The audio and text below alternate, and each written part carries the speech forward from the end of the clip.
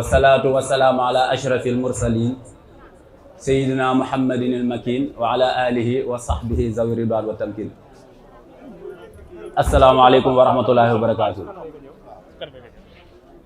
Au nom d'Allah, le tout miséricordieux, le très miséricordieux, louange à Allah qui dit Thumma awrasna al-kitab allazina istafayna min ibadina, ce qui signifie ensuite nous fîmes héritiers du livre ceux de nos serviteurs que nous avons choisis, et que la paix et le salut d'Allah soient sur notre prophète et messager Mohammed, qui dit Khayrukum man ta'allama al-Qur'an wa 'allamahu, le meilleur parmi vous est celui qui apprend le Coran, ensuite le transmet.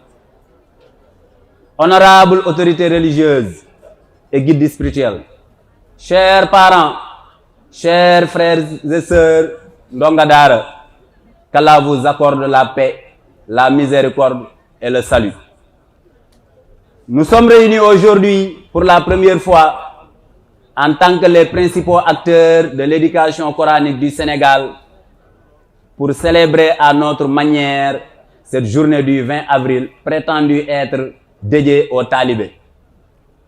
Le collectif Aar Daara a jugé nécessaire de récupérer cette journée afin d'en profiter pour montrer au monde entier le vrai visage des élèves et maîtres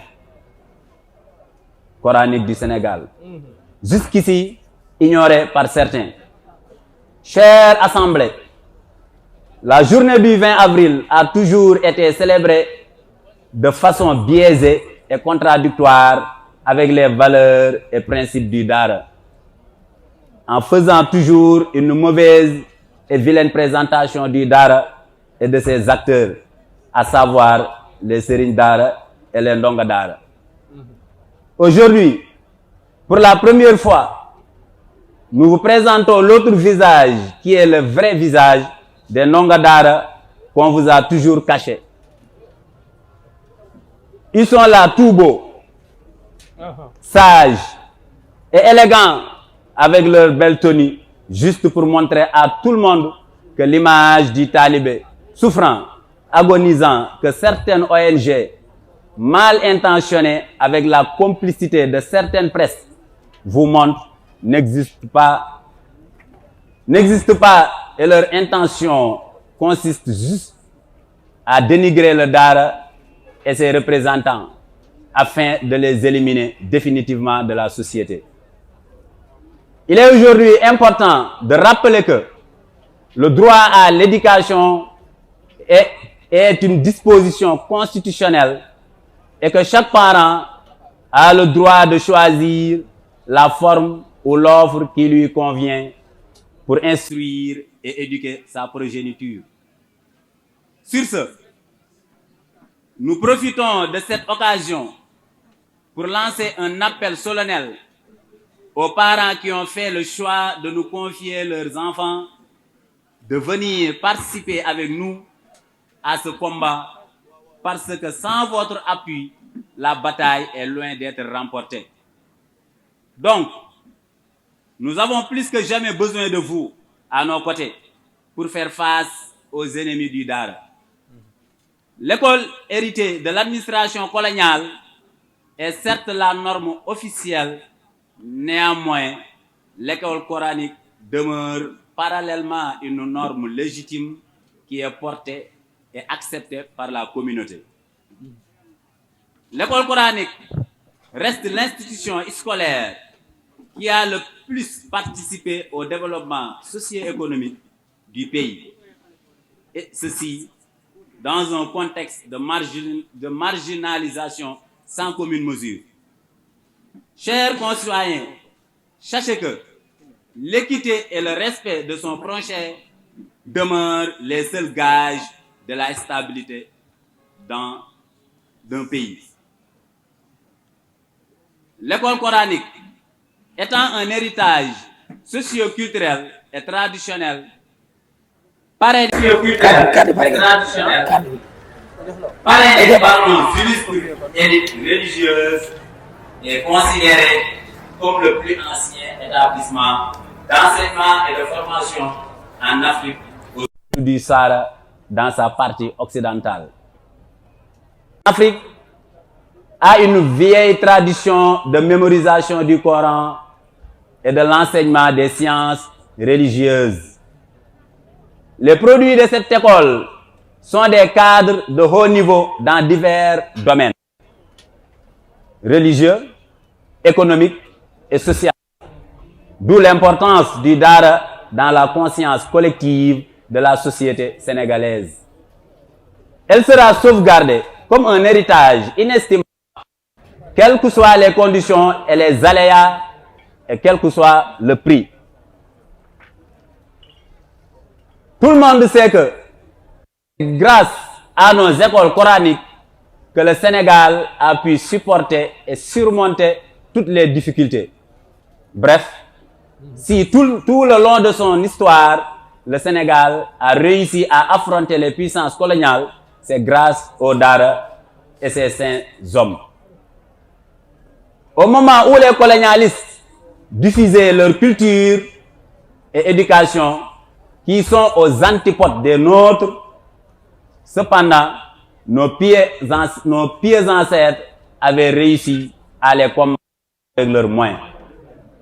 Et c'est grâce à leur résistance, leur sacrifice, leur unité, leur bravoure et leur foi en Allah qu'ils ont mené à bien ce combat.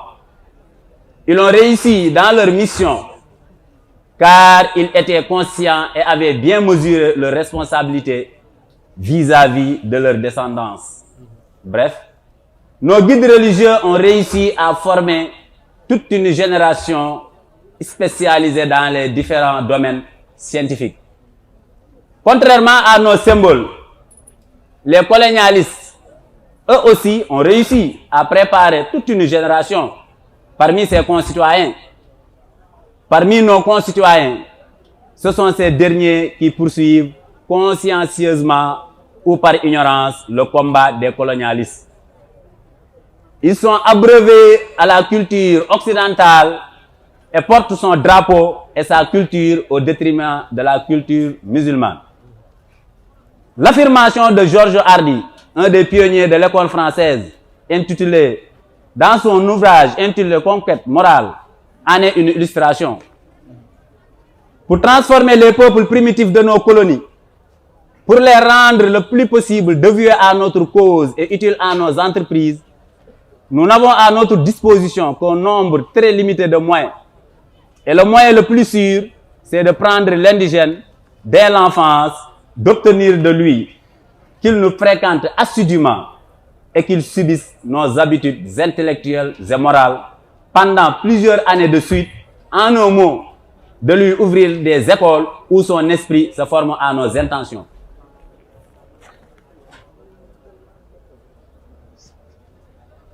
Malheureusement pour les musulmans, en effet, depuis les indépendances à nos jours, ce sont eux qui ont été choisis pour diriger le peuple. Et ce, conformément à la démarche coloniale. En effet, depuis l'indépendance jusqu'à nos jours, il y a systématiquement des autorités politiques et juridiques dont l'unique objectif est de détruire le système éducatif que nous avons hérité de nos références religieuses nationales. Ils font tout pour effacer complètement ce modèle de notre culture nationale. Parmi eux, il y a ceux qui ont consacré toute leur vie et ont mobilisé tous les moyens pour arriver à leur fin. Actuellement, certains de nos concitoyens, voire co-religionnaires, ne cachent plus leur intention. Ils s'affichent publiquement pour vanter leur projet anti-Dara. Voici quelques faits que nous jugeons être contre les écoles coraniques. La mise en place d'un plan pour couper la source de vie des hommes de cette école religieuse sous prétexte de combattre la mendicité. La volonté d'imposer des lois dans le but d'éradiquer les enseignements de nos références et appeler à l'abandon de l'éducation morale et éthique spécifique aux écoles coraniques.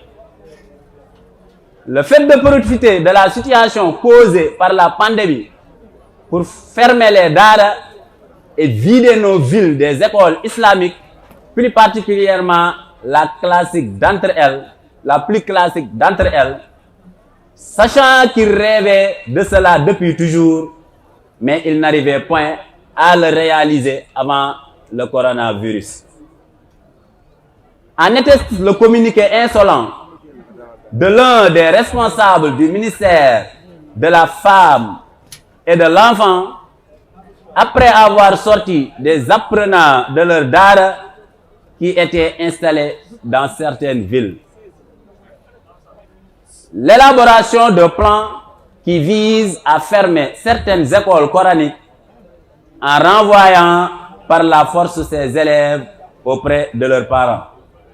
Le déplacement des élèves de 2 écoles coraniques qui se trouvent dans la région de Casamance, à savoir l'école de Médina Fass et celle d'Abi Samoun, vers un jardin d'enfants qui se situe dans la ville de Sédhiou.